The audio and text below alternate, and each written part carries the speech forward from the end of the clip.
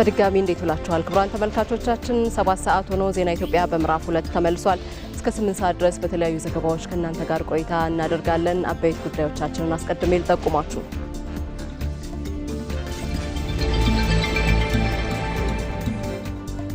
ጠቅላይ ሚኒስትር አብይ አህመድ ዛሬ ጠዋት የትግራይ ክልል ጊዜያዊ አስተዳደር ዓመታዊ አፈጻጸም ሪፖርትን ገመገሙ።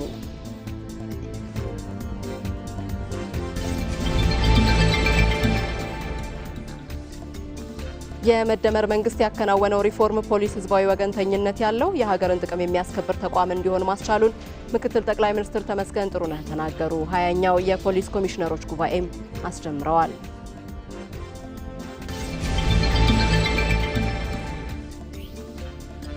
ኢትዮጵያ የሰብአዊ ድጋፍ ሉዓላዊነቷን ማረጋገጧ የውጭ ጫናዎችን ለመቋቋምና የውስጥ ውሳኔ ሰጭነቷን ለማጠናከር ጉልህ ፋይዳ አለው።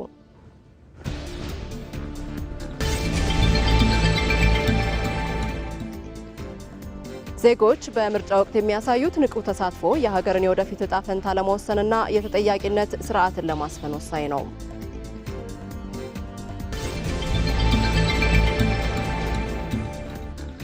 ከውጪ የአሜሪካው ፕሬዝዳንት ዶናልድ ትራምፕ ኢራን የቀረበላትን የመደራደሪያ ነጥቦች አክብራ በተሰጣት ጊዜ ገደብ የሆርሙዝ ሰርጥን ካልከፈተች ወደ ድንጋይ ዘመን እንመልሳታለን ሲሉ ዛቱ።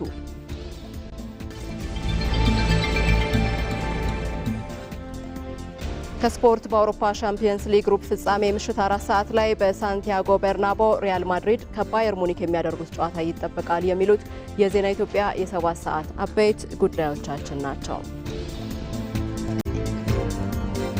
ከጠቀስናቸው ጉዳዮች በተጨማሪ ሰፊ ጉዳዮችን ይዳስሳል ዜና ኢትዮጵያችን። ከዚህ ከዋናው ስቱዲዮ ዜናዎችን መታሰቢያ ደረጃ ይመራለሁ።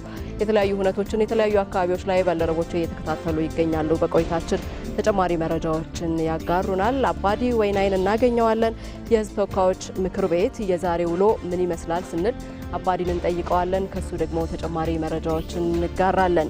በሌላ መልኩ ነጻነት ፍቅሩም እንዲሁ በቆይታችን ትቀላቀለናለች። በቀይ ባህርና በኤደን ባህረ ሰላጤ አስተዳደር ላይ ውይይት እየተካሄደ ይገኛል። ውይይቱን በተመለከተ ከሷ ተጨማሪ መረጃዎችን እንሰማለን።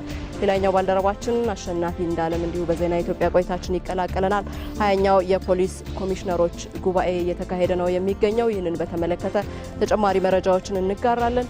ብሩክታዊት ተገኝም እንዲሁ ወደ በኋላ ላይ ትቀላቀለናለች። ቀዳማዊት እመቤት ዝናሽ ታያቸው የመጪውን የትንሣኤ በዓል ምክንያት በማድረግ ማዕድ አጋርተዋል። በዛ ቦታ ላይ ተገኝታ ነበር። ያለውን አጠቃላይ ድባብ እሷ ደግሞ ታስቃኘናለች። ሌላኛው ባልደረባችን ጌታቸው ባልቻም እንዲሁ ከኛ ጋር ቆይታ ያደርጋል። የተሟላ የማክሮ ኢኮኖሚና መዋቅራዊ ማሻሻያ ትግበራ የ18 ወራት አፈጻጸም ግምገማ እየተካሄደ ይገኛል። ይህንኑ መድረክ ሲከታተል ቆይቷል። ተጨማሪ መረጃዎችን ደግሞ ከሱ እንጋራለን። አብራችሁን ቆዩ። ወደ ቀዳሚው ዘገባ አሻገራለሁ። ጠቅላይ ሚኒስትር አብይ አህመድ ዛሬ ጠዋት የትግራይ ክልል ጊዜያዊ አስተዳደር ዓመታዊ የአፈጻጸም ሪፖርትን ገመገሙ። ጠቅላይ ሚኒስትሩ በትግራይ ክልል ጊዜያዊ አስተዳደር ፕሬዝዳንት ሌተናል ጀነራል ታደሰ ወረደ ዓመታዊ የአፈጻጸም ሪፖርት ቀርቦላቸው በውጤቶቹ ላይ ግምገማና ውይይት መደረጉን የጠቅላይ ሚኒስትር ጽሕፈት ቤት አስታውቋል።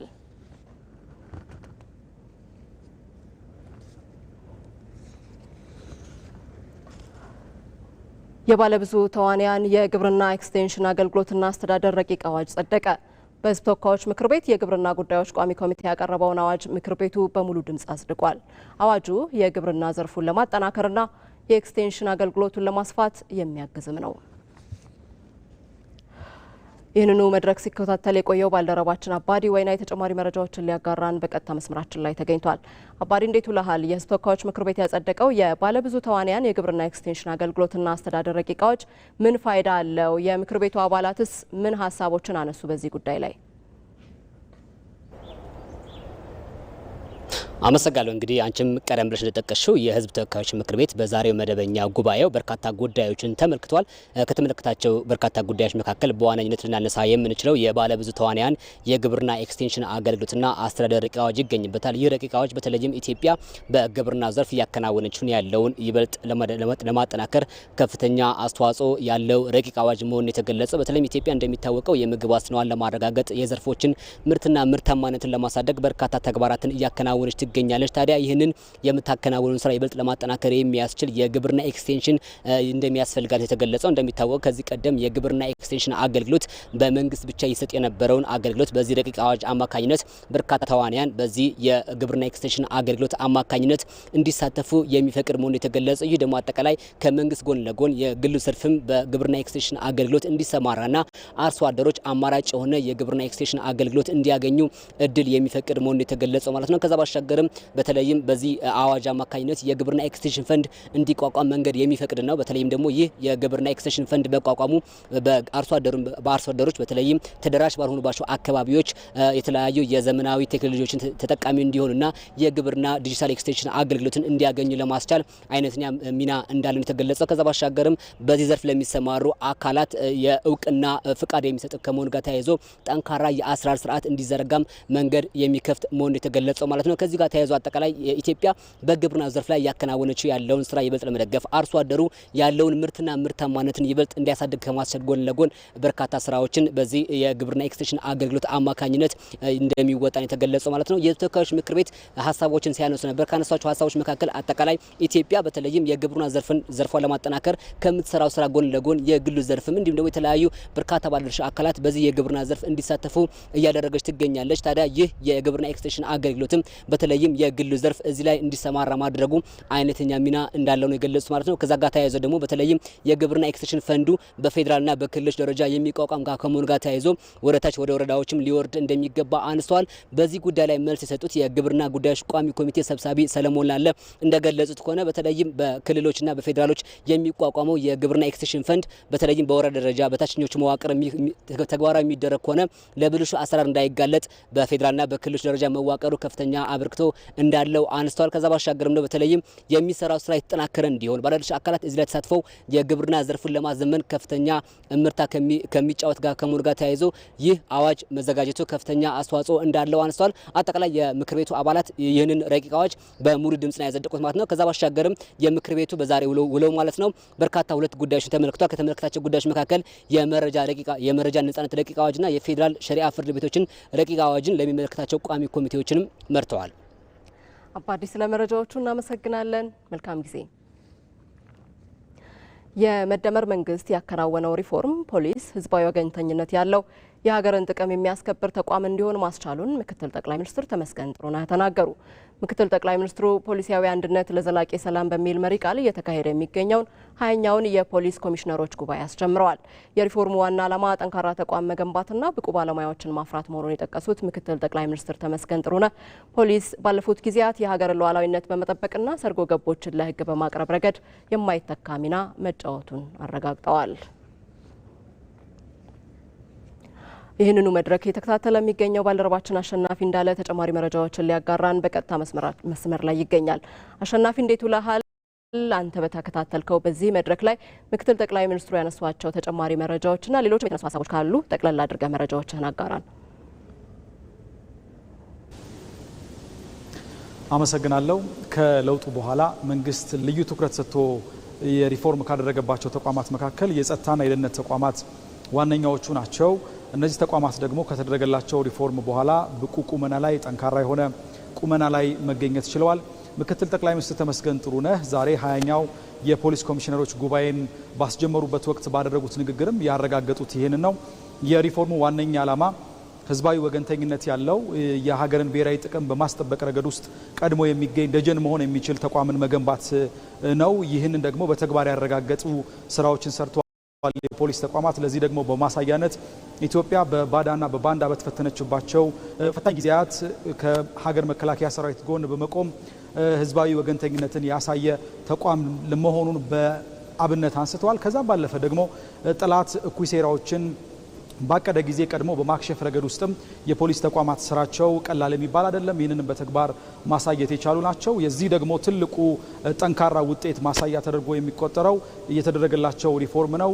መንግስት የሚፈልገው በስልጣን መቀየር ውስጥም ቋሚ ጠንካራ ሆነው ብቁ በሰው ኃይል ኖሯቸው የሚቀጥሉ የፖሊስ ተቋማትን መፍጠር ነው። ይህንን ደግሞ የሚያሳዩ ስራዎች ተሰርተዋል። እነዚህ ስራዎች ጠንካራ ሆኖ በቀጠሉ ቁጥር የሚሰራው ስራ ህዝብን ማገልገል እንደመሆኑ መጠን ህዝብ ይጠቅመኛል ወይም ደግሞ ያገለግሉኛል የሚላቸው ተቋማት መበራከታቸው የተሻለ የብሔራዊ ጥቅምን በማረጋገጥ ረገድ ውስጥ ትልቅ ሚና እንደሚኖረው ነው ያነሱት ምክትል ጠቅላይ ሚኒስትር ተመስገን ጥሩነህ። እነዚህ ስራዎች ደግሞ ያልቃሉ ማለት አይደለም። የጸጥታና የደህንነት ስራ እንደሚታወቀው ቀጣይነት ያለው ነው። ሌት ተቀን የሚሰራ ስራ ነው።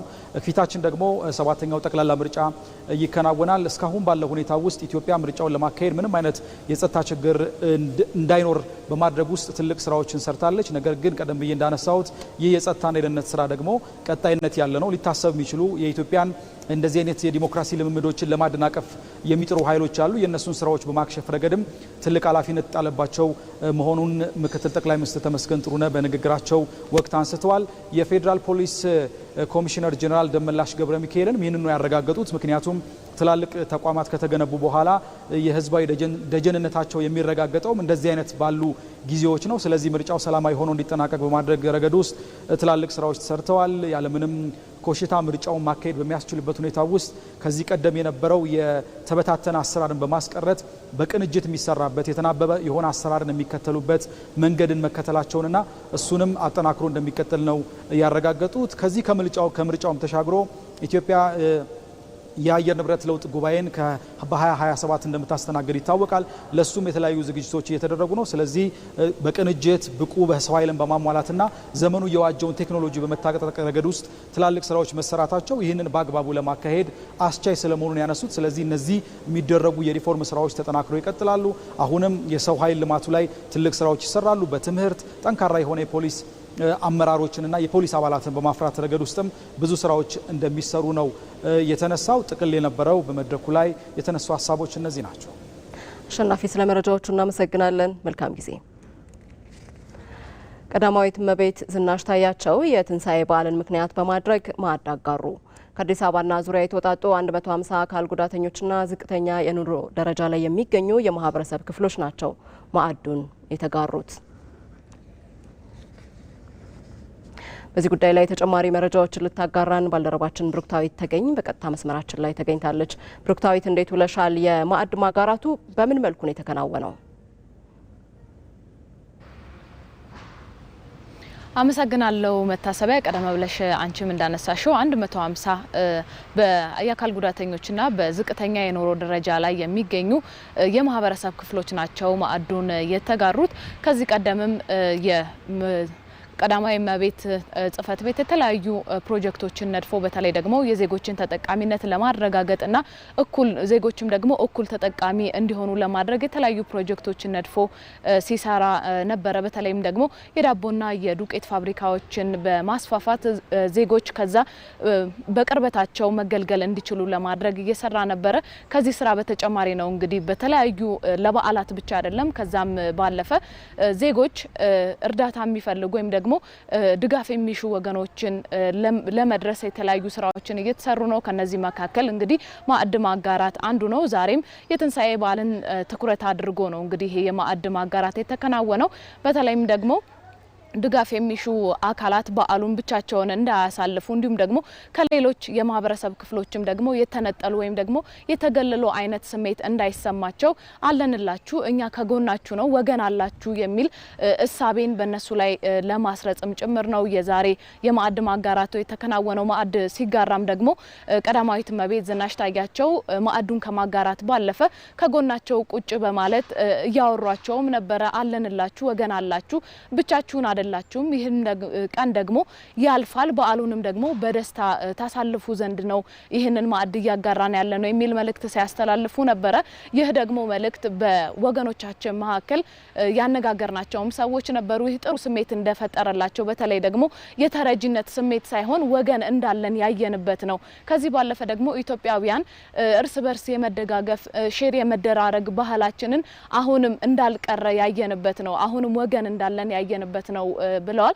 በዓሉንም ደስተኛ ሆነው ለማሳለፍ ከዋዜማው ጀምሮ እየተሰናዱ መሆኑን አንስተዋል። ይህም ደግሞ ለዛ ትልቅ አስተዋጽኦ እንዳለው አስተዋጽኦም እንደሚያበረክትላቸው አንስተዋል። የማዕድ ማጋራት ስነ ስርዓቱ ይህን ይመስል ነበረ።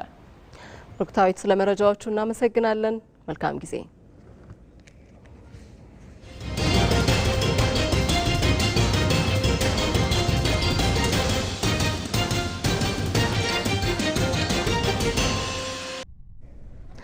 ዜና ኢትዮጵያን እየተከታተላችሁ ትገኛላችሁ። በዓለም አቀፍ ደረጃ የሰብአዊ ድጋፍ እየቀነሰ ባለበትና እርዳታ ለፖለቲካዊ ፍላጎቶች ማስፈጸሚያነት በሚውልበት በአሁኑ ወቅት ኢትዮጵያ የሰብአዊ ድጋፍ ሉዓላዊነቷን ማረጋገጧ የውጭ ጫናዎችን ለመቋቋምና የውስጥ ውሳኔ ሰጭነቷን ለማጠናከር ጉልህ ፋይዳ አለው። ኢትዮጵያ ለአፍሪካ ችግሮች አፍሪካዊ መፍትሄ የሚለውን መርህ በመተግበር የሚያመላክት ተሞክሯን በ16ኛው የአፍሪካ የአደጋ ስጋት የአቅም ጉባኤ ላይ ታጋራለች። ሪፖርተራችን ብሩክ ተስፋዬ ከኢትዮጵያ አደጋ ስጋት ስራ አመራር ኮሚሽነር አምባሳደር ዶክተር ሽፈራው ተክለማርያም ጋር ቆይታ አድርጓል። ተከታትለን እንመለስ። የኢትዮጵያ አደጋ ስጋት ስራ አመራር ኮሚሽነር አምባሳደር ዶክተር ሽፈራው ተክለማርያም ለቃለ መጠይቅ ፈቃደኛ ስለሆኑልኝ እጅግ አድርጌ አመሰግናለሁ። እኔም በጣም አመሰግናለሁ። ኢትዮጵያ የሰብአዊ ድጋፍ ሉዓላዊነትን ማረጋገጥ የሚለውን መርህ የብሔራዊ ጥቅሟ አካል አድርጋ መተግበሯ በተለይም በዓለም አቀፍ ደረጃ ከመጣው የሰብአዊ እርዳታ ማሽቆልቆል ጋር ተያይዞ ከአደጋ በኋላ የሚመጣ ጫናን በራስ አቅም እንድትቋቋም ሊያስችላት የሚችለው በምን መልኩ ነው? አንዱና ትልቁ ስራ በአደጋ ስጋት ስራ አመራር ስርዓት ውስጥ እና በሰብአዊ ድጋፍ ሉዓላዊነት ላይ ትልቁ ጉዳይ ብለን የምንይዘው የአደጋ ስጋት ፋይናንስ ነው። አደጋ ስጋት ፋይናንስ ነው። እኛ የአደጋ ስጋት ምላሽ ፈንድ ብለን የምንሰራው ማለት ነው። የአደጋ ስጋት ምላሽ ፈንድ በእኛ በኢትዮጵያ ታሪክ፣ በአፍሪካ ታሪክ፣ በዓለም ታሪክ የራስን የአደጋ ስጋት ስራ አመራርን ወይም የሰብአዊ ድጋፍ ፍላጎትን በራስ አቅም ስርዓታዊና ተቋማዊ አድርጎ ለመስራት የተዘረጋ አሰራር ነው። ሰብአዊ ድጋፍ ሉዓላዊነት ላይ አንዱ ዝግጅት ይሄ ነው። ይሄ ወደ ስራ የገባንበት ነው። ሁለተኛው የስትራቴጂክ መጠባበቂያ ክምችት ነው። ይህም በደንብ ተሰልቶ ስራ ላይ የተገባ ነው። ይህንን ስራ ለመስራት እንደ አገር የሚያስፈልገን ወደ 2 ሚሊዮን ሜትሪክ ቶን ነው ማለት 20 ሚሊዮን ኩንታል ማለት ነው። ከዛ ውስጥ 500 ሺህ ሜትሪክ ቶኑ ለመጠባበቂያ 1.5 ሚሊዮኑ ለዕለት ደራሽ ተብሎ ተሰልቶ ስራ ላይ የተገባበት ማለት ነው። በዚህኛው እንደ መጠባበቂያ የሚያስፈልገን 500 ሺህ ሜትሪክ ቶን ነው። ይህንን ክምችት ኢትዮጵያ ለማዘጋጀት ምንም የሚቸግራት ነገር የለም። ይህንን ወደ 253 ሺህ ሄክታር መሬት ቢታረስና በሁለት ሲዝን በ80 ኩንታል በሄክታር ብናሰላው 2 ሚሊዮን ሜትሪክ ቶንን በጣም በቀላሉ ማከማቸት እንደሚቻል አውቀን ስራ ላይ ገብተናል። ሁለተኛው ለዚህ ለሰብአዊ ድጋፍና ለመሳሰሉት እስከ $1 ቢሊዮን የሚወጣውን አንድም ኩንታል ስንዴ ለዚህ ስራ እኛ ከውጭ አስመጥተን አናውቅም። ሶስተኛው የሰብአዊ ድጋፍ ፈላጊ ቁጥርም ቢሆን በአውሮፓውያን አቆጣጠር 27 ሚሊዮን ደርሶ ነበር። ያ ቁጥር ዛሬ ላይ ወደ 2 ሚሊዮን የወረደ ነው። ስለዚህ ሰብአዊ ድጋፍ ሉዓላዊነትን በማረጋገጥ ላይ በጣም ባጭር በሚባል በመንግስት በሚወሰንባቸው ወቅቶች እንደ ሀገርም ጭምር ሰብአዊ ድጋፍ ሉዓላዊነትን ለማብሰር እቅዶች ተይዘው እየተሰሩ ናቸው። ኢትዮጵያ የሰብአዊ ድጋፍ ሉዓላዊነቷን ማረጋገጧ በተለይም የውጭ ጫናዎችን ለመቋቋምና የውስጥ ውሳኔ ሰጭነቷን ለማጠናከር ያለው ፋይዳ ምንድን ነው ማለት ይቻላል? በተለይም ደግሞ በተረጂነት የሚመጣ የፖለቲካ ተጽዕኖን ከመቋቋም አንጻር እንዴት ያዩታል? ይህኛው በጣም መሰረታዊ ነጥብ ነው። በዚህ እንቅስቃሴ ውስጥ መንግስት በራሱ አቅም ምላሽ ለመስጠት በሚቸገርበት ጊዜ ተጋላጭ ይሆናል። የባዳና የባንዳ መገናኛ ስፍራ ተብሎ የሚታወቀው የሰብአዊ ድጋፍ በፈረሰበት ቦታ ነው። የሰብአዊ ድጋፍ አቅርቦት፣ የሰብአዊ ድጋፍ ፍላጎት ምላሽ፣ የሰብአዊ ድጋፍ ፍላጎትን ተንተርሶ የሚሰጡ እንክብካቤዎች፣ ሁሉም አይነት እንክብካቤ የምግብ ሊሆን ይችላል፣ የጤና፣ የትምህርት፣ የውሃ ሊሆን ይችላል። በሚስተጓጎሉበት ጊዜ ይህንኑ አጋጣሚ ውጭ ያሉ አካላትም ቢሆኑ እጃቸውን በረዥሙ ዘርግተው የሚፈልጉትን አስተሳሰብ የሚፈልጉትን ፍላጎት ለመጫንም በዙ ነው የሚጠቀሙት። በሀገራችን ውስጥም ሌላ ሀገር ሳንሄድ በጣም ብዙ ጊዜ ያየነው ነው። ስለዚህ ሰብአዊ ድጋፍ ሉዓላዊነት ብለን ስናነሳ ላለመንበርከክ፣ ክብራችንን ለማስጠበቅ፣ ነፃነታችንን ለማስጠበቅ፣ የውስጥ ሰላምን ለማረጋገጥ ከዛም አልፎ ከውጭ የሚዘረጉ እኩይ ፍላጎቶችን ጭምር ለማስቆም እጅግ በጣም መሰረታዊ ነው በሚል ነው። ኢትዮጵያ 16ኛውን የአፍሪካ የአደጋ ስጋት አቅም ጉባኤን መጋቢት 30ና ሚያዝያ 1 2018 ዓ.ም ታስተናግዳለች። ይህን ጉባኤ ኢትዮጵያ እንድታስተናግድ ያስመረጧት ጉዳዮች እንደምን ያሉ ናቸው? በዚህ ጉባኤስ ኢትዮጵያ ምን ጉዳዮችን ይዛ ትቀርባለች? በግብርና ዘርፍ፣ በኃይል ማመንጨት ዘርፍ፣ በስማርት አግሪካልቸር ብለን እንደምናነሳው አረንጓዴ ሌጋሲንም ጨምረን በጣም በርካታ ስራዎች ናቸው ያሉት። ከዛ አልፈን የሰብአዊ ድጋፍ ሉዓላዊነትን ደግሞ በራሳችን አቅም ነው መቻል ያለብን በሚል የተጀመረው ስራ የየትኛው የዓለም አገር ልምድ ላይ እኛ የምንሰራው ስራ የለም ብዬ ባነሳ ማጋነን አይደለም። የተናገሩትን በመተግበር ቃል የገቡትን በመፈጸም የሚከናወን ነገር እንደሆነ ለዚህም ደግሞ የአፍሪካ ሀገሮች የጋራ እንዲያደርጉ ኢትዮጵያ ደግሞ በዚህ ላይ ያላትን የመሪነት ሚና ከዚህ በፊት የፖለቲካል መሪነት ሚና ስናሳይ መጥተናል በብዙ መንገድ። አሁን ደግሞ በኢኮኖሚ መሪነት ሚና እያሳየን እየሄድን ነው። አሁን ደግሞ የሰብአዊ ድጋፍ ሉዓላዊነትን ማሳካት፣ አረንጓዴ ሌጋሲ ላይ መስራት፣ ምግብ ስንዴ ሉዓላዊነት ላይ መስራት፣ የተሟላ ክብር እንደ አፍሪካ፣ የተሟላ ነጻነት እንደ አፍሪካ፣ የተሟላ አፍሪካዊ ሉዓላዊነት ለመፍጠር ያለውን ፋይዳ የጋራ የምናደርግበት አጋጣሚ ይሆናል። የሰራናቸውንም ስራዎች በተለያየ መንገድ እናቀርባለን። የኢትዮጵያ አደጋ ስጋት ስራ አመራር ኮሚሽነር አምባሳደር ዶክተር ሽፈራው ተክለማርያም ስለሰጡን ጊዜ እጅግ አድርጌ አመሰግናለሁ። እኔም በጣም አመሰግናለሁ። ከጥንታዊቷ አክሱም እስከ ዘመናዊቷ አዲስ አበባ የረጅም ዓመታት የከተማ ታሪክ ያላት ኢትዮጵያ ከተሞቿ ለዘመናት በጉስቁልና ቀንበር ስር ወድቀው ቆይተዋል። ከቅርብ ጊዜ ወዲህ ታሪክን ከዘመናዊነት ጋር ለማቀናጀት የተጀመረው መጠነ ሰፊ ስራ ከተሞችን ማዘመን ብቻ ሳይሆን ኢትዮጵያን የብልጽግና ተምሳሌት የማድረግ አዲስ ምዕራፍ ሆኖ ተገልጧል። አለም ይልፉ በፈረንጆቹ 2050 ከ10 ሰዎች 7ቱ የከተማ ነዋሪ ይሆናሉ። ይህ አሃዝም ከ70 በመቶ በላይ የሚሆነው የዓለም ሕዝብ ከሩብ ክፍለ ዘመን በኋላ ከተሜ እንደሚሆን የሚያሳይ ነው። ይህም የከተሜነት እድገት በምን ያህል ፍጥነት እየተጓዘ እንደሆነ የሚያሳይ ሀቅ ሆኖ እናገኘዋለን። ኢትዮጵያ ከጥንታዊቷ አክሱም እስከ አዲስ አበባ የሺህ ዓመታት የከተማ ታሪክ ያላት ሀገር ነች። ይሁን እንጂ እነዚህ ከተሞች እድሜያቸውንና ስማቸውን በማይመጥን ደረጃ ላይ ቆይተዋል። በዓለም የእድገት ማማ ላይ የተቀመጡት እንደ ዱባይና የቻይናዋ ሼንዘን ከተሞችን እንኳን ብናይ አሁን ላይ የደረሱበት ደረጃ ለመድረስ ከ50 ዓመታት በላይ ያልበለጠ ጊዜ ወስዶባቸዋል። ከጥንታዊ ስልጣኔዎች አንዷ የሆነችው ኢትዮጵያ ከተሞቿ የእድሜዋን ያህል ቢያድጉም ከዓለም ቀዳሚዎቹ ተርታ ሊጠሩ በቻሉ ነበር። ይሁን እንጂ የቀደሙት መንግስታት ይከተሉት የነበረው ፖሊሲ ከተሞች ወደ ኋላ እንዲቀሩ አድርጓቸዋል። ዛሬ ግን የኢትዮጵያ ከተሞች የጉስቁልናና የኋላ ቀርነት ታሪክን ዘግተው የመታደስና ውብ ገጽታን የመላበስ ምዕራፍን እየገለጡ ነው። በአዲስ አበባና በተለያዩ ከተሞች የሚከወኑ የኮሪደር ልማትና የከተማ ማዘመን ስራዎች ኢትዮጵያ ያመለጣትን የልማት ጊዜ ለመካስ ያለሙ ናቸው። መዲናዋን መነሻ ያደረገው ይህ ጉስቁልናን የማራገፍ ጸጋን የመግለጥና ለዜጎች ምቹ የመኖሪያ አካባቢን የመፍጠር ስራ ከ70 በላይ ከተሞች ላይ አስደናቂ ውጤት እየተገኘበት ነው።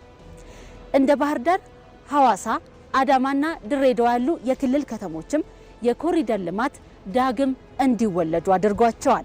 ባህር ዳር የጣና ሐይቅ ዳርቻና የአባይ ወንዝን መሰረት ያደረገ የኮሪደር ልማት በማከናወን የቱሪስት መስህብነቷን እያሳደገች ነው። ሐዋሳም በሐይቅ ዳርቻው የሚከወኑ የውበትና የጽዳት ስራዎች የከተማዋን የኢንዱስትሪና የቱሪስት ማዕከልነቷን እንዲጠናከር አድርጓል። የንግድ መተላለፊያ በሆነችው አዳማ ሰፊና ዘመናዊ መንገዶችን ከንግድ ማዕከላት ጋር የማቀናጀት ስራ እየተሰራ ነው። ለዘመናት በጠባብ መንገዶችና በባከኑ ስፍራዎች ተሸፍነው የቆዩት ከተሞች ዛሬ የውበትና የዘመናዊነት ካባ እየለበሱ ይገኛሉ። ይህ ታላቅ ሀገራዊ ንቅናቄ ከተሞችን የማደስ ብቻ ሳይሆን የዜጎችን የኑሮ ጥራት ከፍ የማድረግና የነገዋን ኢትዮጵያ በጽኑ መሰረት ላይ የመገንባት ጥበብ ሆኖ ተገልጧል። ይህ ስራ አስፓልት ከማንጠፍና ህንፃ ከመገንባት ባለፈ ከተሞች ዳግም ነፍስ እንዲዘሩ እያደረገ ነው። የሰው ልጅ በክብር የሚራመድባቸው ሰፊ የእግር መንገዶች፣ የብስክሌት አውራ ጎዳናዎችና በለምለም እጽዋት የታጀቡ አረንጓዴ ስፍራዎች በኮሪደር ልማቱ ተገንብተዋል። እነዚህ ግዙፍ የልማት ስራዎች የከተሞችን ውበትና ጽዳት ከመጠበቅ በተጨማሪም ለንግድ ምቹ የሆኑ መሰረተ ልማቶችን በማሟላት ኢትዮጵያን ወደ ብልጽግና ማማ የሚያሸጋግሩ የከተሜነትና የኢኮኖሚ ተአምራት ተደርገው ይወሰዳሉ። የከተሜነት ማደግ አዎንታዊ ገጽታዎቹን ብናይ የኢንዱስትሪ መስፋፋት፣ የንግድ እንቅስቃሴ መጨመርና የዘመናዊ አገልግሎቶች ማለትም እንደ ትምህርትና የጤና አገልግሎቶች ያሉ ተደራሽ እንዲሆኑ እድል ይፈጥራል። በኢትዮጵያ የከተሞች ዓመታዊ የእድገት ምጣኔ 5.4 በመቶ ሲሆን ይህም በዓለም ላይ ካሉት ከቀዳሚዎቹ የሚመደብ ነው። አሁን የሚሰራው የኮሪደርና ከተሞችን የማዘመን ሁሉን አቀፍ ልማት ነገን ዛሬ የመስራት ስኬት ጅምር ሆኗል። የኮሪደር ልማት ዛሬ ላይ የሚታይ የግንባታ ሂደት ቢሆንም ውጤቱ ግን ለተተኪው ትውልድ የሚተርፍ ዘመናዊና ስልጡን ሀገር መገንባት የስራው አካል ነው። መንግስትና ህዝብ ተቀናጅተው የጀመሩት ይህ የልማት ጉዞ ኢትዮጵያን በቀጣይ ዓመታት የብልጽግና ተምሳሌት እንደሚያደርጋት በእርግጠኝነት መናገር ይቻላል። መንግስት በቁርጠኝነት የተገበረው የተሟላ ማክሮ ኢኮኖሚ ማሻሻያ ኢትዮጵያን ፈጣን ኢኮኖሚ እድገት ከሚያስመዘግቡ ሀገራት አንዷ እንድትሆን አስችሏታል። የተሟላ ማክሮ ኢኮኖሚና መዋቅራዊ ማሻሻያ ትግበራ የ18 ወራት አፈጻጸምን የሚገመግም ሪፖርትም ይፋ ሆኗል። ኢትዮጵያ ከ2016 ሐምሌ ወር ጀምሮ የተሟላ ማክሮ ኢኮኖሚ ማሻሻያን ተግባራዊ እያደረገች ትገኛለች። ይህ ማሻሻያ በዋና ዋና የማክሮ ኢኮኖሚ አመላካች ስኬቶች እንዲመዘገቡ ማስቻሉንም ሪፖርቱ ጠቁሟል።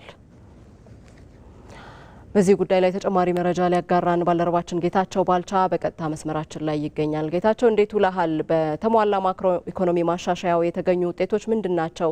የሪፖርቱ አጠቃላይ ይዘትስ ምን ይመስላል?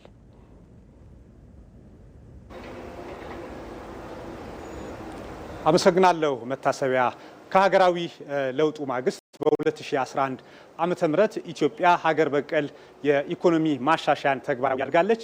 ይህ ማሻሻያ ለ6 ዓመታት ያህል ተግባራዊ ተደርጓል። በዚህ ማሻሻያም እንግዲህ በርካታ ውጤቶች ተገኝተዋል። የዕዳ ጫናን በማቃለል በኩል እንዲሁም ደግሞ የብዝሃ ዘርፍ ኢኮኖሚን በመገንባት በኩል ትልቅ ስኬት ነው የተመዘገበበት። ይህ ሀገር በቀል የኢኮኖሚ ማሻሻያ በ2016 ሐምሌ ወር ደግሞ ወደ ተሟላ ማክሮ ኢኮኖሚ ማሻሻያ ትግበራ ገብቷል። በዚህ ትግበራም እንግዲህ በርካታ ውጤቶች ተገኝተዋል። ይህንን የማሻሻያውን 18 ወራት አፈጻጸም የሚገመግም ሪፖርት ነው ይፋ የሆነው በዛሬው ዕለት ማለት ነው። በዚህ ሪፖርትም እንደተመላከተው ኢትዮጵያ በተለይ ባለፉት 18 ወራት የውጭ ንግድን በማሳደግ የገቢ አሰባሰብ አቅሟን በማሳደግ እንዲሁም ደግሞ የተለያዩ የኢኮኖሚ ሴክተሮችን በማነቃቃት በኩል በርካታ ውጤቶች መመዝገባቸው ነው በሪፖርቱ ይፋ የሆነው። በዚህ መድረክ ላይ የተገኙት የገንዘብ ሚኒስትሩ አቶ አህመድ ሺዴ እንደገለጹትም እንግዲህ ኢትዮጵያ በጠቅላይ ሚኒስትር አብይ አህመድ አመራርነት የማክሮ ኢኮኖሚ ኮሚቴም እንዲሁም ደግሞ ሴክተር መስሪያ ቤቶች በተቀናጀ መልኩ ከዓለም አቀፍ አጋራት ጋር በመሆን የተሟላ ማክሮ ኢኮኖሚ ማሻሻያን በውጤታማ መልኩ ተግባራዊ እያደረገች መሆኑን ያነሱት በተለይ የኢትዮጵያ ኢኮኖሚ ባለፈው የ2017 በጀት ዓመት የ9.2 በመቶ እድገት አስመዝግቧል። በተያዘው በጀት ዓመት በ2018 10.2 በመቶ እድገት ማስመዝገብ ወደ ደብል ዲጂት ወይም ደግሞ ባለ ሁለት አሃዝ ኢኮኖሚ እንደሚያስመዘግብ ትንበያዎች ማስቀመጣቸውን ገልጸዋል። ይህም እንግዲህ በአፍሪካ ፈጣን እድገት ከሚያስመዘግቡ ኢኮኖሚዎች የኢትዮጵያ ኢኮኖሚ አንዱ መሆኑን እንደሚያመላክት ነው የገንዘብ ሚኒስትሩ አቶ አህመድ ሺዴ የገለጹት። እንግዲህ አሁን የተዘጋጀው ሪፖርትም ለመጀመሪያ ጊዜ ይህንን አይነት ጥራት ያለው ሪፖርት የኢትዮጵያ ባለሙያዎች ሲያዘጋጁ ለመጀመሪያ ጊዜ መሆኑን ያነሱት የገንዘብ ሚኒስትሩ ይህ ሪፖርትም በተለይ እስካሁን የመጣውን የተሟላ ማክሮ ኢኮኖሚ ማሻሻያ በአግባቡ በመገምገም ምን አይነት ስጋቶችስ አሉ፣ ቀጣይስ እርምጃዎች ምን መሆን አለባቸው የሚለውን የሚያመላክት መሆኑን ነው ያነሱት። በዚሁ መድረክ ላይ የተገኙት የፕላንና ልማት ሚኒስትሯ ዶክተር ፍጹም አሰፋም እንደገለጹት እንግዲህ ሴክተር መስሪያ ቤቶች ተቀናጅተው ሲሰሩ ምን አይነት ስኬት ማስመዝገብ እንደሚቻል የሚያሳይ ነው ያለፉት 18 ወራት የማክሮ ኢኮኖሚ ማሻሻያ ትግበራ ብለው ነው ያነሱት። በተለይ ኢትዮጵያ ባለፉት 8 ዓመታት በየዓመቱ በአማካይ የ7.5 በመቶ እድገት ማስመዝገቧን አንስተዋል የፕላንና ልማት ሚኒስትሯ። ይህ ስኬትም በተለያዩ ዓለም አቀፋዊና ሀገራዊ ሁነቶች ውስጥ ሆኖ የተመዘገበ የኢትዮጵያ ኢኮኖሚ እንግዲህ ጫናዎችን መቋቋም የሚችል መሆኑን የሚያሳይ መሆኑን ያነሱት የፕላንና ልማት ሚኒስትሯ። ከዚህ በተጨማሪ ወጪ ንግድን በማሳደግ በኩል የግብርና ምርታማነትን የኢንዱስትሪ ምርታማነትን በማሳደግ በኩል በርካታ ስኬቶች ተመዝግበዋል። የዋጋ ንረትንም ወደ ነጠላ አሃዝ በማውረድ በኩል እንግዲህ በተሟላ ማክሮ ኢኮኖሚ ማሻሻያው ትልቅ ስኬት ተመዝግበዋል። የዋጋ ንረት ባለፈው ታህሳስ ወር ጀምሮ እንኳን ወደ ነጠላ አሃዝ ወደ 9.8 በመቶ ወርዷል። ባለፉት ዓመታት 30 በመቶ ያህል የነበረው ማለት ነው። እንግዲህ ከዚህ በተጨማሪ የኢትዮጵያን ኢኮኖሚ በቀጣይነትም በተለይ አሁን በመካከለኛው ምስራቅ የተከሰተው ክስተት አለ። በዚህ ውስጥ ይህንን ጫና ተቋቁሞ እድገቱ ቀጣይ እንዲሆን መንግስት በቁርጠኝነት እንደሚሰራም በሪፖርቱ ይፋ በሆነበት መድረክ ላይ ተመላክቷል። ጌታቸው፣ ስለ መረጃዎቹ እናመሰግናለን። መልካም ጊዜ። ዘገባዎቻችን አሁንም ይቀጥላሉ። ኢትዮጵያ ባለፉት 8 ዓመታት ውስጥ በፖለቲካው መስክ የታዩ ስር ነቀል ለውጦችን በማስተናገድ ላይ ትገኛለች። እነዚህ ለውጦች ከዲሞክራሲያዊ ስርዓት ግንባታ ጀምሮ የዜጎችን የፖለቲካ ንቃተ ህሊና ከፍ በማድረግና ተቋማዊ ሪፎርሞችን በማምጣት ረገድ የራሳቸውን አሻራ አሳርፈዋል። በለውጡ ማግስት የተመዘገቡት ዋና ዋና የፖለቲካ ስኬቶችን በተመለከተ ደግሞ ሰናይት ብርሃኔ ተከታዩን ዘገባ አሰናድታለች። ኢትዮጵያ የታሪክን አቅጣጫ የቀየሩ መሰረታዊና ጥልቅ የሆኑ ፖለቲካዊ ለውጦችን አስተናግዳለች።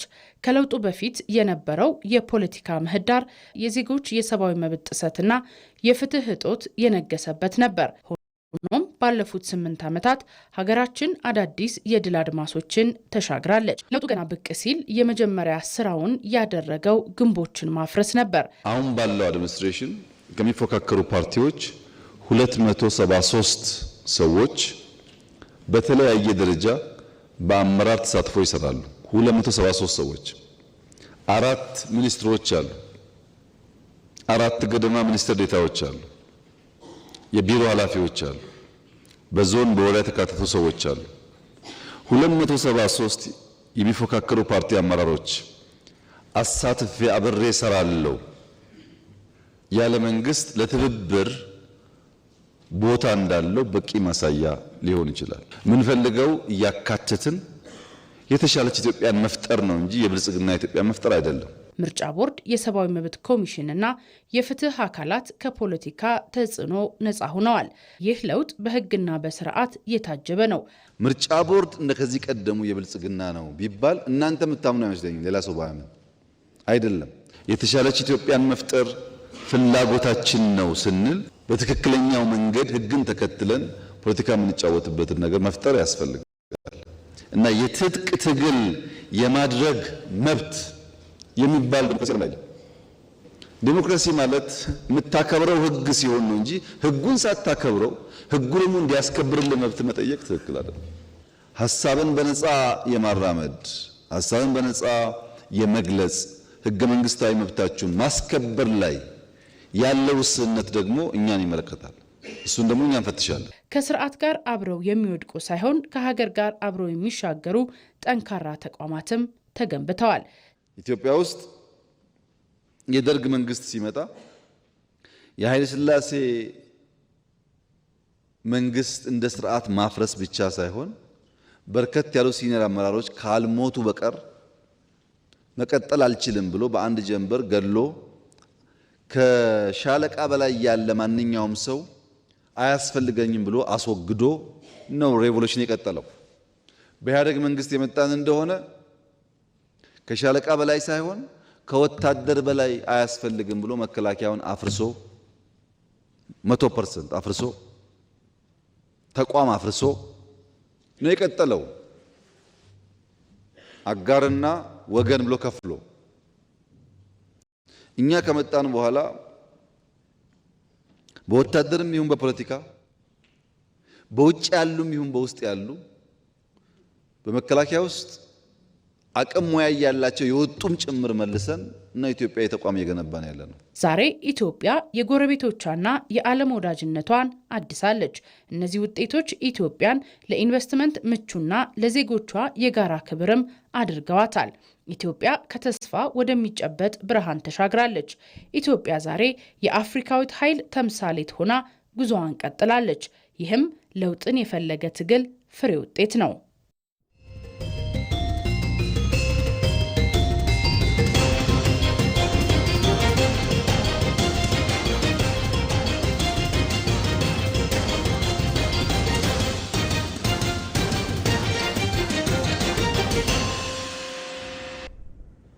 ከዜና ኢትዮጵያ ጋር ናችሁ። በቀይ ባህርና በኤደን ባህረ ሰላጤ አስተዳደር ላይ ውይይት እየተካሄደ ነው።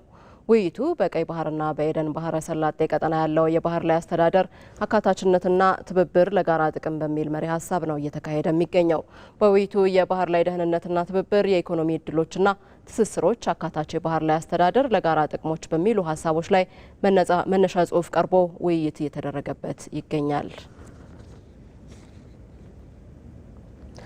ይህንኑ የውይይት መድረክ የተከታተለች የምትገኘው ባልደረባችን ነጻነት ፍቅሩ ተጨማሪ መረጃዎችን ልታጋራን በቀጥታ መስመር ላይ ተገኝታልናለች። ነጻነት እንዴት ውለሻል? እየተከታተልሽ በምትገኘው በዚህ ውይይት ላይ ከተነሱ ሀሳቦች የኢትዮጵያ ሚና በተለይ ከባህር በር ጥያቄ ጋር ተያይዞ እንዴት ተገለጸ? የውይይቱ ትኩረት ያደረገባቸው ሀሳቦችስ ዋና ዋናዎች ምንድን ናቸው?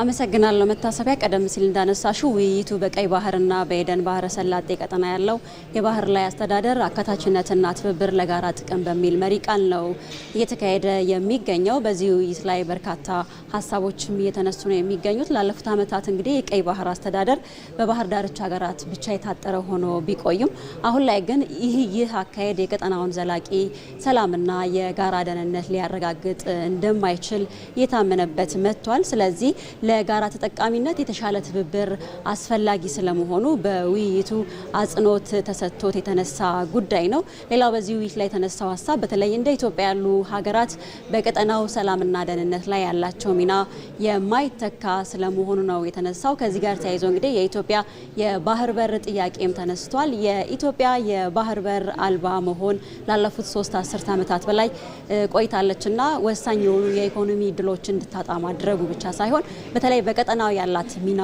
እንዲቀንስ እንዳደረገው የተነሳ ሲሆን ኢትዮጵያ በተለይ ሉዓላዊ የባህር በር ለማግኘት የምታደርገው ጥረት ከሀገራዊ ግብ በላይ የሆነ ለቀጠናው ደግሞ የጋራ ጥቅሞችን ለማስጠበቅ በጋራ ለመስራት ወሳኝ የሆነ ጥያቄ ስለመሆኑም ነው የተነሳው።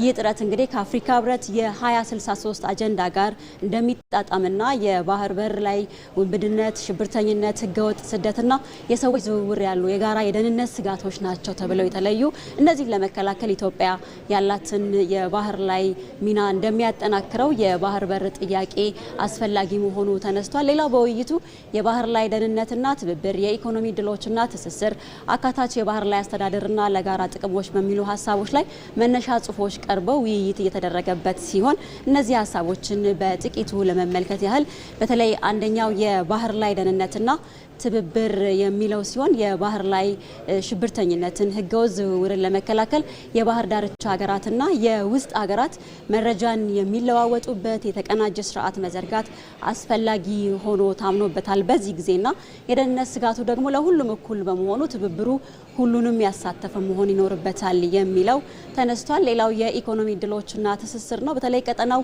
የወታደራዊ እንቅስቃሴዎች ከመሆን ወጥቶ የንግድና የሎጂስቲክስ መገኛ ኮሪደር እንዲሆን የሚያስችሉ የመሰረተ ልማቶች ሊጠናከሩ ይገባል። እንደ ወደብ፣ የባቡር መስመሮችና የኤነርጂ ማስተላለፊያዎች ሊጠናከሩ ይገባል የሚለውም ተነስቷል። ሌላው አካታች አስተዳደር ለጋራ ጥቅም የሚለው ነው። በተለይ በቀጠናው ያሉ የተፈጥሮ ሀብቶችና የንግድ መስመሮች ለጥቂቶች ብቻ ሳይሆን ለሁሉም የቀጠናው ሀገራት በእኩልነትና በፍትሃዊነት ጥቅም እንዲሰጡ የሚያስችሉ የጋራ ማዕቀፍ መዘርጋት ወቅታዊም ነው፣ ጊዜው የሚጠይቀው በመሆኑ ይህንንም ማጎልበት ይገባል የሚለው በውይይቱ በስፋት የተነሳ ሀሳብ ነው። ለአሁን ያለኝ መረጃ ይሄንን ይመስላል። እናመሰግናለን ነጻነት። መልካም ቀን።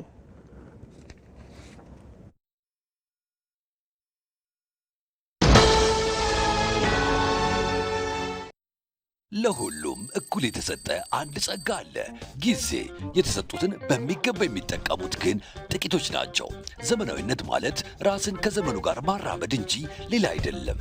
የኢትዮጵያ ንግድ ባንክ 24 ሰዓት አገልግሎት የሚሰጥ ስማርት ቅርንጫፎችን ከፍቷል።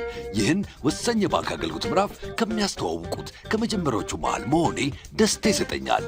ደንበኞች በስራ ሰዓት ስራቸው ላይ ቆይተው ረጋ ብለው 24 ሰዓት ወደሚሰሩት ስማርት ቅርንጫፎቻችን መጥተው ፈጣን አገልግሎት ሲያገኙ እርካታቸውን ፊታቸው ላይ ያለው በአዲስ አበባ በቦሌ በአብይ በተፈራ ደግፌ በኤርቱ ለቦ በአራዳ ጊዮርጊስ እንዲሁም በመስቀል ስኩዌር ስማርት ቅርንጫፎቻችን ሂሳብ ከመክፈት ዓለም አቀፍና የሀገር ውስጥ የመገበያያ ካርዶችን አዘው በደቂቃ ውስጥ እስከ መቀበል ማንኛውንም የገንዘብ መጠን ገቢ ከማድረግ ቼክና የውጭ ሀገር ገንዘቦችን እስከ መበንዘር ማንኛውንም የባንክ አገልግሎት ራሱን በቀላሉ በሚያስተናግዱባቸው ማሽኖች ወይንም እንደኔ በድምፅና በቪዲዮ በሚያግዙ የባንክ ሰራተኞች በኩል ያገኛሉ። በነገው የባንክ አሰራር ላይ ዛሬ ስለምናገለግሎት ደስ ይለናል። የኢትዮጵያ ንግድ ባንክ ሁሌም የሚተማመኑበት ባንክ።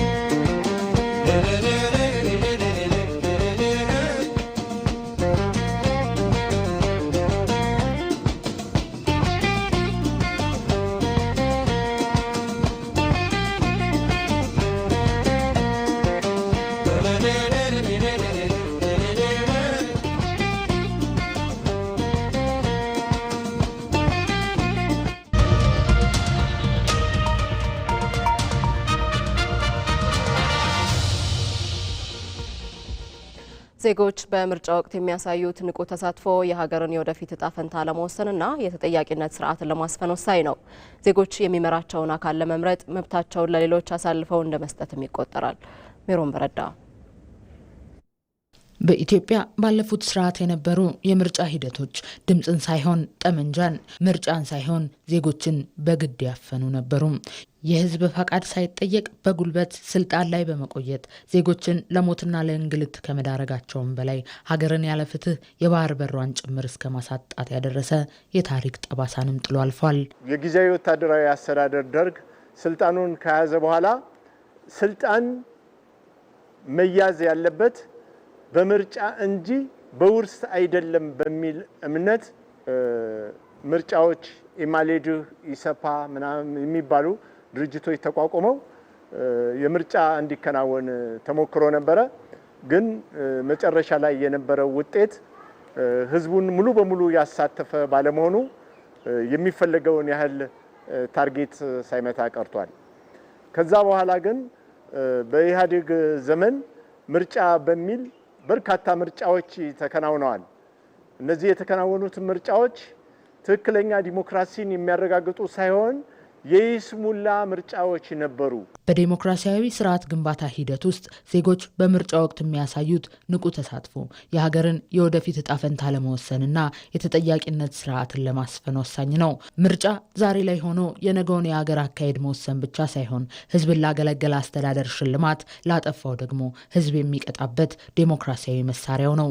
ምርጫ ሲመረጥ የኔ የሚለው የባለቤትነት ነገም ችግር ሲፈጠር ሊጠይቆ የሚችልበትን አቅም የሚፈጥርለት፣ አይ የለም ለሀገሬ የሚበጅ ሂደት ላይ አይደለም ያለው ለሀገሬ የሚበጀው ይሄ ነው ብሎ መጠየቅ የሚችልበትን፣ ዛሬ በምርጫ ወደ ስልጣን ያመጣውን አካል መጠየቅ የሚችልበት መብትም ኃላፊነትም ይኖረዋል።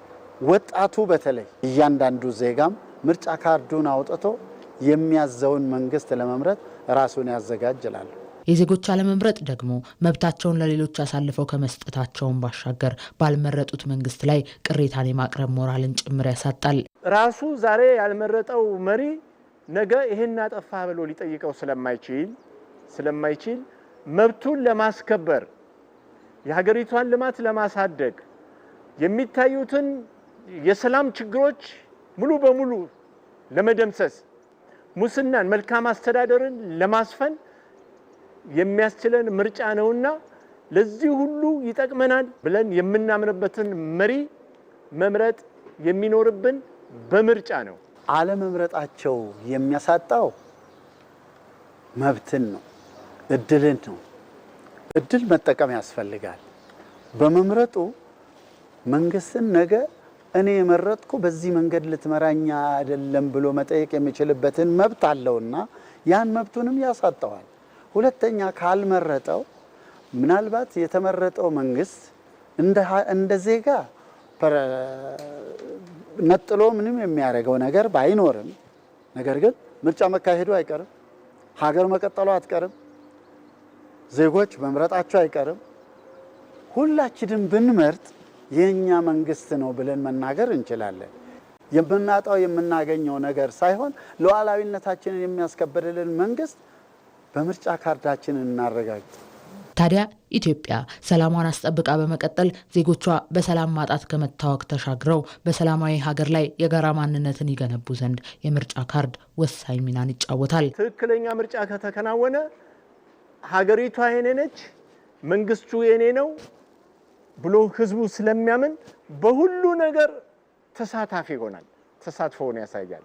ስለዚህ በሚደረገው 7ኛው ምርጫ ትልቅ ትንሽ ሳይባል ኢትዮጵያዊ የሆነ ሁሉ 7ኛው ምርጫ በሰላማዊ መንገድ ማከናወን መቻል አለበት። ዜጎች ምርጫን እንደ ተራ ክንውንም ሳይሆን የግል ህይወታቸውንና የሀገራቸውን የወደፊት ጉዞ የሚቀይር ትልቅ አጋጣሚ አድርገውም ሊመለከቱት ይገባል። በዲሞክራሲያዊ መብቶችና ግዴታዎች ዙሪያ ለመራጮች መሰረታዊ ትምህርት በመስጠት ዜጎች በመረጃ ላይ የተመሰረተ የምርጫ ተሳትፎ እንዲኖራቸው እየተሰራ ነው። በሲዳማ ክልል የሚንቀሳቀሱ የሲቪክ ማህበራት ካለፉት ምርጫዎች በተሻለ ዝግጅት ወደ ስራ ስለመግባታቸው ይናገራሉ። ሚካኤል ገዙ በብሔራዊ ምርጫ ቦርድ ፍቃድ የተሰጣቸው የሲቪክ ማህበረሰብ ድርጅቶች ነጻና ዲሞክራሲያዊ ምርጫ እንዲካሄድ ከቅድመ ምርጫ እስከ ድህረ ምርጫ የዘለቀ ሚና አላቸው። ያነጋገርናቸው በሲዳማ ክልል የሚንቀሳቀሱ የሲቪክ ማህበረሰብ ድርጅቶች በዲሞክራሲያዊ መብቶችና ግዴታዎች ዙሪያ ለመራጮች መሰረታዊ ትምህርት በመስጠት ላይ እንደሚገኙ ገልጸዋል። ጠንካራ ታዛቢዎችን በመልመሉን ስራ ሰርተናል። ከመለመልን በኋላ ደግሞ ከፌዴራል ሴቶች ፌዴሬሽን ጋር በመቀናጀት የአሰልጣኞች ስልጠና የሰጠንበት አግባብ አለ። በዚሁም ደግሞ የተፎካካሪ ፖለቲካ ፓርቲዎችን ምርጫው ሰላማዊ፣ ዲሞክራሲያዊ፣ አካታች እንዲሆን ስልጠናዎችን እየሰጠን ያለንበት ሂደትና ባለፈውም በክልል ደረጃ እንደዚህ አይነት ስልጠናዎችን የሰጠንበት ሂደት ነው ያለው። ራሱን እንዲያዘጋጅ ትምህርት ነው የምንሰጠው። ሌላው ደግሞ ካርድ እንዲወስዱ የምርጫ የመራጭነት ካርድ ያልተቀበለ ዜጋ መምረጥ ስለማይችል መምረጥ የሚችለው ካርዱን ሲይዝ ነው። ስለዚህ የመራጭነት ካርዱን እንዲቀበል ከዛ በኋላ ለምርጫው እንዲዘጋጅ ነው። ያው ግንዛቤ ትምህርት እንደ ገለልተኛ ሲቪክ ማህበራት የምንሰጠው ትምህርት። የሲቪክ ማህበረሰብ ድርጅቶቹ ፍትሃዊ፣ ዲሞክራሲያዊ፣ አሳታፊና ሰላማዊ ምርጫ እንዲከናወን ከፍተኛ ድርሻ አላቸው። ማህበራቱ ካለፉት ምርጫዎች በተሻለ ዝግጅት ወደ ስራ መግባታቸውን አንስተዋል። ከዛሬ 5 ዓመቱ ከነበረው ምርጫ ሰላማዊና ዲሞክራሲያዊ ደግሞ ማካታች የሆነ ምርጫ እንዲሆን እየሰራን ነው ያለው። ዘንድሮ የሚካሄደው ምርጫ በእርግጠኝነት ሰላማዊ ዲሞክራሲያዊ ይሆናል ብለን ነው እኛም የምንጠብቀው። ደግሞም ቀጣይ ትምህርቶችም እየሰጠን ንቃተ ህሊናም ያነቃን እንገኛለን እናደርጋለን። የሲቪል ማህበረሰብ ድርጅቶች ከየትኛውም የፖለቲካ አቋም ገለልተኛ ሆነው የዲሞክራሲ ስርዓት ግንባታ በዜጎች ንቁ ተሳትፎ ላይ የተመሰረተ እንዲሆን ይሰራሉ። ሲቪክ ማህበራት ሚና በጣም የጎላ ነው። ምክንያቱም ምርጫው ዲሞክራሲያዊ እንዲሆን፣ ሰላማዊ እንዲሆን፣ ዜጎች ደግሞ የፈለጉትን በነጻነት እንዲመርጡ የራሳቸውን ፍላጎት እንዲያሳዩና ነገ ለሀገራችን ይጠቅመናል የሚለውን በዲሞክራሲያዊ መንገድ ምንም ጫና በሌለበት መንገድ እንዲመርጡና የምርጫውንም ሂደት ለይቶ እንዲያውቁ ከፍተኛ ሚና ነው እየተጫወተ ያለው። የሲቪክ ማህበራቱ በመራጭነት ያልተመዘገቡ ዜጎች ብሔራዊ ምርጫ ቦርድ የሰጠውን ተጨማሪ ጊዜ በመጠቀም ዲሞክራሲያዊ መብታቸውን ሊጠቀሙ እንደሚገባ አንስተዋል። ምርጫ ዜጎች በቀጥተኛ ተሳትፎ የሚመራቸውን መንግስት የሚመርጡበት አንዱ የዲሞክራሲ ስርዓት ሂደት ነው።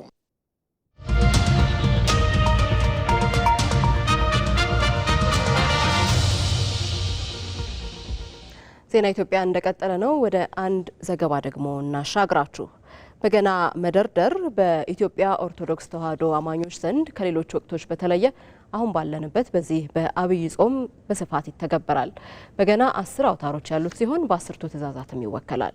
በገና የተለያዩ መንፈሳዊ ትርጓሜዎች ያሉትና የይቅርታ ተምሳሌት ተደርጎም ይወሰዳል። ባልደረባችን መሀሪ አለሙ ከበገና ደርዳሪዎች ጋር ቆይታ አድርጓል። ተከታትለን እንመለስ። የአብርሃም አምላክ የይስሐቅም ቤዛ ወገኖቹን ሁሉ በራሱ ደም ገዛ። ተመልካቻችን በአብይ ጾም ወቅት በገና መደርደር ብዙ ጊዜ የምንመለከተው የምንሰማው ነው። በዚህ በያዝነው የሰሞነ ሕማማት ሳምንት ደግሞ ከሌሎች የአብይ ጾም ሳምንታት በተለየ የሚደመጥበት ነው። እዚሁ አጠገቤም እንግዲህ በገና ደርዳሪዎች ይገኛሉ። ከነሱ ጋር ቆይታ የማደርግ ነው የሚሆነው። አብራችሁን ቆዩ። እንግዲህ አለቃ ኪዳነ ወልድ ክፍሌ በሰዋስወ ግስ መጽሐፋቸው በገናን በገነ ከሚለው የግስ ግስ የተገኘ ነው ብለው ሲጠብቅ ሲላላ ብለው ትርጓሜ ያስቀምጠውለታል። እነዚህ 10 ናቸው፣ በቁጥር ምሳሌነት አላቸው። እነዚህ 10 አውታር በ10ቱ ትእዛዛት ይመሰላሉ። 10ቱ ትእዛዛትን ይመስሉልናል። እንግዲህ ነብየ እግዚአብሔር ሙሴ 10ሩን ትእዛዛት የተቀበለው በሲና ተራራ ነው እና ይቺ በርኩማ የበገናው አንዱ አካል ክፍል ነች። በርኩማ የምትባለው በደብረ ሲና ተራራ ትመሰላለች። እነዚህም እንዚራዎች አሉ፣ አካል ክፍሎቹ እንዚራ ይባላል። ይህ ደግሞ በተጋድሎ ላይ ባሉ ክርስቲያኖች ይመሰላል። መጾሙን ይጾማል ሁሉም ያዳም ልጅ ሁሉም ያዳም ልጅ የጊዜውን መድረስ የሚያውቅ የለም እንጂ። በገና ከይቅርታ ጋር ከንስሐ ጋር ያለውን ነገር እስኪ ንገረን። ሰው መጀመሪያ ከራሱ ጋር መታረቅ አለበት ከሰው ጋር ከመታረቁ በፊት። ምክንያቱም ሰው ከሰው ጋር መታረቅ የሚፈልገው ወይም ደግሞ ሀሳቡ የሚገዛው ምን ሲሆን ነው? መጀመሪያ ራሱን ሲገዛ ነው። ራሱን መግዛት ያልቻለ ሰው አሻፈረኝ ወደሚል ነው የሚገባው። አሻፈረኝ ያለ ሰው ደግሞ ምን ያደርግም? ይቅርታን አያውቅም ማለት ነው። ስለዚህ የእሱ ተቃራኒ ይሆናል ማለት ነው። በገናን ሲይዝ ሰው ወደ ይቅርታ ይመጣል፣ ወደ ንስሐ። ራሱን ሲገዛ ያጠፋውን ሰው ራሱ ይቅርታ ብሎ የሚጠይቅ ሰው ያደርገዋል ማለት ነው። አምላክ ሆይ ማረን በይቅርታ እንጂ እኛስ ከንቱ ነን። የሐሰት ምስክር አቁመው ከሰሱ። የበለጠ ወደ መንፈሳዊነት ለመቅረብ ከሁሉም መሳሪያዎች የተሻለ የሚሆነው የበገና ዜማ መሳሪያ ነው ወይም በገና ነው። በገና እንደሚታወቀው የትኛውም ዓለማዊ ቦታ ላይ አናገኘውም፣ ቤተክርስቲያን ላይ ብቻ ነው የምናገኘው። ከዛ በተጨማሪ ግን እንዲሁ በገናው ድምፁ የመሳብ ኃይል አለው። በጣም ሰውን ምስጥ የማድረግ ተመስጦን የማምጣት ኃይል ስላለው በገና ይዘወተራል። የብርሃን አክሊል። ተመልካቻችን በገናን የተመለከተው ዝግጅታችን ይህን ይመስል ነበር። መልካም የሰሞነ ሕማማት ሳምንት ይሁንላቸው። የሐሰት ምስክር አቁመው ከሰሱት በሞት እንዲቀጣ ሁሉም ፈረዱበት። ዜና እረፍት። አምባሳደር ቆንጅት ስነ ጊዮርጊስ ከዚህ ዓለም በሞት ተለዩ። አንጋፋዋ ዲፕሎማት አምባሳደር ቆንጅት ስነ ጊዮርጊስ በሕክምና ሲረዱ ቆይተው ከዚህ ዓለም በሞት ተለይተዋል። አምባሳደር ቆንጅት የውጭ ጉዳይ ሚኒስቴርን በ1950ዎቹ ተቀላቅለው ከዴስክ ኦፊሰርነት እስከ ከፍተኛ አመራርነት አገልግለዋል። አምባሳደር ቆንጅት ከዮዲት እምሩ በመቀጠል በኢትዮጵያ ሁለተኛዋ ሴት አምባሳደርም ናቸው። አምባሳደሯ በኦቶዋ፣ ካይሮ፣ ቴልአቪቭና ቪየና በሚገኙ የኢትዮጵያ ሚስዮኖች ባለሙሉ ስልጣን አምባሳደር ሆነው ያገለገሉ ሲሆን በአፍሪካ ህብረትና በተባበሩት መንግስታት የአፍሪካ ኢኮኖሚክ ኮሚሽንም ቋሚ መልእክተኛ በመሆን ሰርተዋል። ከሰኔ 2009 እስከ መስከረም 2011 ዓ.ም ደግሞ ኢጋድ በመራው የደቡብ ሱዳን የሰላም ስምምነት ላይም ልዩ አማካሪ ሆነው ማገልገላቸውን የውጭ ጉዳይ ሚኒስቴር መረጃ ያመላክታል።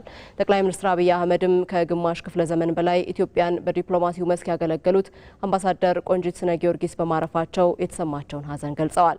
አምባሳደር ቆንጂት ከልጅነት እስከ እውቀት ኢትዮጵያን በዲፕሎማትነት በማገልገል ከአምባሳደር የወዲት እምሩ ቀጥለው ሁለተኛዋ ሴት የኢትዮጵያ አምባሳደር ናቸው። ለህግ፣ ለአሰራር፣ ለፕሮቶኮልና ለኢትዮጵያ ጥቅሞች በነበራቸው የጸና አቋም እናስታውሳቸዋለን። ከእርሳቸው በኋላ አያሌ ሴት ዲፕሎማቶች በመስኩ እንዲሰማሩም መንገዱን አስፍተዋል ብለዋል ጠቅላይ ሚኒስትር አብይ አህመድ። ለቤተሰቦቻቸው፣ ለስራ ባልደረቦቻቸውና ለመላ ኢትዮጵያውያን ጠቅላይ ሚኒስትር አብይ አህመድ መጽናናትን ተመኝተዋል። የውጭ ዜና። የአሜሪካው ፕሬዝዳንት ዶናልድ ትራምፕ ኢራን የቀረበላትን የመደራደሪያ ነጥቦች አክብራ በተሰጣት ጊዜ ገደብ የሆርሙዝ ሰርጥን ካልከፈተች ወደ ድንጋይ ዘመን እንመልሳታለን ሲሉ ዛቱ። ኢራንም የመደራደሪያ ነጥቦቹን እንደማትቀበልና አዲስ ጥቃት የሚፈጸምባት ከሆነ አጸፋዋ የከፋ እንደሚሆን አስጠንቅቃለች። ይህን ተከትሎም የዓለም የነዳጅ ዋጋ እያሻቀበ ነው። አስማረ ብርሃኑ። ኢራን የሆርሙዝ ሰርጥን በተሰጣት ጊዜ ገደብ የማትከፍት ከሆነና የቀረበላትን የስምምነት አማራጭ የማትቀበል ከሆነ የኃይል ማመንጫዎቿ ይወድማሉ፣ መሰረተ ልማቶቿ ዶጋመድ ይሆናሉ፣ ኢራንን ወደ ድንጋይ ዘመን እንመልሳታለን። ይህ የአሜሪካው ፕሬዝዳንት ዶናልድ ትራምፕ ትላንት አመሻሹን ከጋዜጠኞች ጋር በነበራቸው ቆይታ ያነሱት ዓለምን ያስደነገጠ ንግግራቸው ነበር። አሜሪካና እስራኤል በኢራን ላይ የከፈቱት ጦርነት 5 ሳምንታትን የተሻገረ ሲሆን ዳፋው ቀጠናውን እንዳይሆን አድርጎታል። አሜሪካና እስራኤል በኢራን ላይ የከፈቱት ጦርነት 5 ሳምንታትን የተሻገረ ሲሆን ዳፋው ቀጠናውን እንዳይሆን አድርጎታል። የጦርነቱ ጦስም ለዓለም ሀገራት ተርፎ በነዳጅ እጥረትና በኢኮኖሚ መቃወስ ዓለምን መናጥ ጀምሯል። ይህ የመካከለኛው ምስራቅ ወይንም የ3 እና 4 ሀገራት ጉዳይ ብቻ ሳይሆን ዓለምን ማወክ የጀመረውን ጦርነት በድርድር ለመቋጨት የተደረጉ ተደጋጋሚ ሙከራዎችም ሲከሽፉ እንጂ ፍሬያማ ሲሆኑ እየታየ አይደለም። ለኢራን የሆርሙዝ ሰርጥን እንድትከፍት በአሜሪካ የተቀመጡ ተደጋጋሚ የጊዜ ገደቦችን ኢራን ውድቅ ስታደርጋቸው ቆይታለች። አሁን በቀሩት የመጨረሻ ሰዓታት ግን ኢራን የቀረቡላትን የድርድር ነጥቦች አክብራ ሆርሙዝን ካልከፈተች ወደ ድንጋይ ዘመን እንመልሳታለን በሚል ነው ትራምፕ ዛቻቸውን ያሰሙት።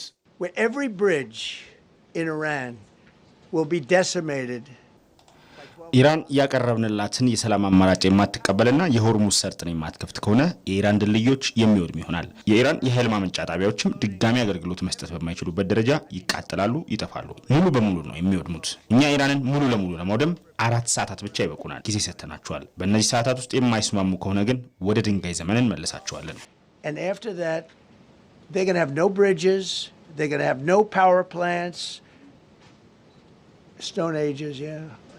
አሁን ላይ በኢራን በደረሰው የመሰረተ ልማት ጉዳት የመገናኛ መሰረተ ልማቶች ወድመዋል። ይህም የድርድሩን ሂደት በማጓተት እያሳደረው ያለው አሉታዊ ጫና ቀላል አይደለም። ትራምፕም ይህንን ጉዳይ በመግለጫቸው ያነሱ ሲሆን በዚህ ጦርነት ኔቶ ከአሜሪካ ጎን ባለመሰለፉ ማዘናቸውንም አንስተዋል። ኢራን የቀረበላትን የተኩስ አቁም ጥሪ በቋሚነት ጦርነቱን ማቆም አስፈላጊ ነው በሚል ውድቅ አድርጋለች። የቴህራኑ መንግስት አሜሪካ ላቀረበችው የተኩስ አቁም ምክረ ሀሳብ ምላሿን በፓኪስታን በኩል ማስገባቷ የሚታወቅ ነበር። ኢራን ለአሜሪካ ያቀረበችው ባለ 10 ነጥብ ምላሽ የተኩስ አቁምን ውድቅ የሚያደርግና በቋሚነት ጦርነቱን ለማቆም ፍላጎት መኖር አለበት የሚል ነው። አዲስ ጥቃት በኢራን ላይ የሚፈጸም ከሆነ አጸፋዊ ጥቃቶቹ የከፉ እንደሚሆኑ የኢራን ወታደራዊ ቃል አቀባይ ኢብራሂም ዙልፋቃሪ ማስጠንቀቃቸውም የሚታወስ ነው። ንጹሐን ዜጎችን ዓላማ ያደረጉ ጥቃቶች ከተደገሙ ቀጣዮቹ የማጥቃትና የአጸፋዊ እርምጃዎቻችን የበለጠ አስከፊና መጠነ ሰፊ በሆነ መልኩ ይከናወናሉ። ትራምፕ እንደዛቱት የኢራን የኃይል ማመንጫዎችና መሰረተ ልማቶችን የሚያወድሙ ከሆነ ጉዳዩ በጦርነት ወንጀል የሚታይ እንደሚሆን የሕግ ባለሙያዎች እያነሱ ነው። የቀጠናው ውጥረት እየተባባሰ በመጣ ቁጥር የዓለም የነዳጅ ዋጋ ከቀን ወደ ቀን እያሻቀበ የዓለምን ኢኮኖሚም እየፈተነው ይገኛል። በመጨረሻም ስፖርት በአውሮፓ ቻምፒየንስ ሊግ ሩብ ፍጻሜ ምሽት 4 ሰዓት ላይ በሳንቲያጎ ቤርናባው ሪያል ማድሪድ ከባየር ሙኒክ የሚያደርጉት ጨዋታ ይጠበቃል። የሪያል ማድሪዱ አሰልጣኝ አልቫሮ አልቤሎራ ሳንቲያጎ ቤርናባው ሌላ ምርጥ የቻምፒየንስ ሊግ ምሽት ያሳያል ሲሉ ተናግረዋል። እሱ ባለው ተሾመ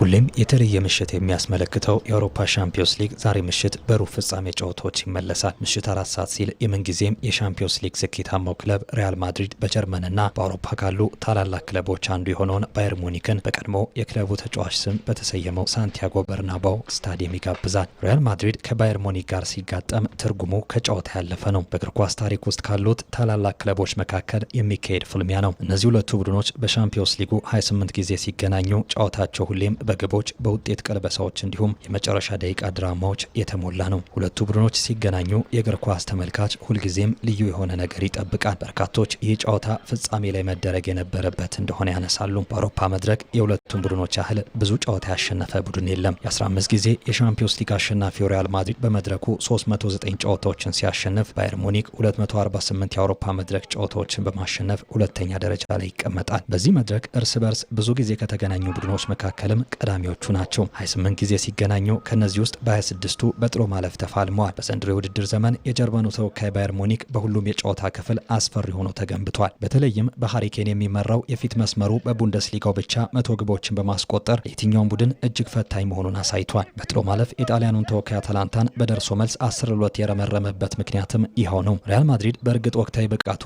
እንዳለፉት ዓመታት ባይሆንም በዚህ መድረክ ላይ በማንኛውም ሁኔታ ውስጥ ሆኖ ምን ማድረግ እንደሚችል በተደጋጋሚ ለዓለም አሳይቷል። በጥሎ ማለፍ የወቅቱን የእንግሊዝ ትልቁን ክለብ ማንቸስተር ሲቲን 5-1 አሸንፎ ነው እዚህ የደረሰው። ማድሪድ ከሙኒክ ጋር ባደረጋቸው ያለፉት 9 ጨዋታዎች ያልተሸነፈ ሲሆን በቻምፒየንስ ሊግ ለሩብ ፍጻሜ ከደረሰባቸው 22 አጋጣሚዎች አብዛኛውን ወደ ግማሽ ፍጻሜ በመድረስ የሚስተካከለው የለም። ነጭ ሰርጓጆቹ የራሳቸው በሚመስለው የአውሮፓ መድረክ የማይደፈር ታሪክ የሰሩ ቢሆንም አሁን ግን በቀድሞው የማንቸስተር ሲቲው ተጫዋች ቪንሰንት ኮምፓኒ ከሚሰለጥነው ሙኒክ ከባድ ፈተና ይጠብቃቸዋል። ለዚህም ይመስላል የሪያል ማድሪድ ዋና አሰልጣኝ አልቫሮ አርቤሎዋ ሜዳ ላይ ምን እንደሚጠብቀን እናውቃለን ያሉት። ባየር ሙኒክ አስደናቂ የውድድር ዓመትን እያሳለፈ ነው። ሜዳ ላይ ምን እንደሚጠብቀን እናውቃለን። ነገር ግን ከባየር ሙኒክ ጋር ያለን ታሪክ ሁልጊዜም ቢሆን የተለየ ነው። ሳንቲያጎ በርናባው ዛሬ ሌላ ምርጥ የቻምፒየንስ ሊግ ምሽት ያሳያል። የባየር ሙኒኩ ተጫዋች ጆሹዋ ኪሚቺ በበኩሉ የሪያል ማድሪድ ጨዋታ የተለየ ጨዋታ እንደሚሆን ተናግሯል። ለኔ ሪያል ማድሪድና ባየር ሙኒክ የዓለም ትልልቆቹ ክለቦች ናቸው። ሁልጊዜም ልዩ ጨዋታ ነው። ሪያል ማድሪድን ማሸነፍ ከፈለክ በአስተሳሰብና በታክቲክ ምርጥ አቋም ላይ መሆን ይጠበቅብሃል። በምሽቱ ጨዋታ በሪያል ማድሪድ በኩል ቲቦ ኮርቷና ሮድሪጎ በጉዳት ከስብስቡ ውጭ ሲሆኑ የፌርላንድ መንዲና የዳኒ ሴባዮስ መሰለፍም አልተረጋገጠም። በባየር ሙኒክ በኩል በ40 ጨዋታዎች 48 ግቦችን በማስቆጠር ድንቅ ብቃቱን እያሳየ የሚገኘው እንግሊዛዊ አጥቂ ሃሪኬን ከጉዳት አገግሞ ለዚህ ጨዋታ መድረሱ ለሙኒክ ትልቁ ዜና ሆኗል። ሪያል ማድሪድ በትልቅ ጨዋታ ላይ ባለው የአእምሮ ጥንካሬና ልምድ ይታወቃል። ባየር ሙኒክ በበኩሉ በጠንካራ ማጥቃትና ጉልበት ባለው አጫወቱ ይታወቃል። ሁለት የተለያዩ ቡድኖች የተረጋጋውና ብልሁ ሪያል ማድሪድ ከጉልበተኛውና ፈጣኑ ባየር ሙኒክ ጋር ዛሬ ሳንቲያጎ በርናቦ በደማቅ መብራቶች ታግዞ ልዩ ምሽት ያስመለክተናል። 6 ሰዓት ላይ የጀመረው ዜና ኢትዮጵያ የተለያዩ ዘገባዎችን አካቶ ከእናንተ ጋር ቆይታ አድርጎ ነበረ። አብራችሁን ስለነበራችሁ ከልብ አድርገን እናመሰግናለን። ዜናዎችን እየመራው መታሰቢያ ደረጃ ቆይታ አድርጌያለሁ። በሰላም ዋሉ።